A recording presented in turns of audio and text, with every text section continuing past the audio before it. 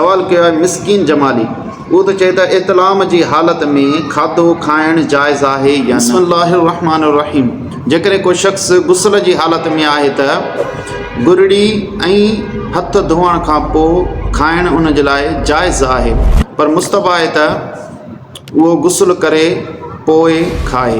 पर जेकॾहिं बग़ैर हथ धोअण जे ऐं बग़ैर गुरड़ी करण जे खाधाई त इहो मकरूह तंज़ीही आहे। जीअं इमाम तबरानी पंहिंजी मजम जे अंदरि हदीस मुबारक आंदी आहे त हज़रत उमर फारूक रज़ियल्लाहु ताला अन्हु नबी करीम सल्लल्लाहु अलैहि वसल्लम खां सवाल कयो त या रसूल अल्लाह, छा अवां गुस्ल जी हालत में खाधो आहे? उन बाबति नबी करीम सल्लल्लाहु अलैहि वसल्लम फरमायो, नअम इज़ा तवद्दअतु अकलतु व शरिबतु वला उसल्ली वला अक़रउ हत्ता अग़्तसिल।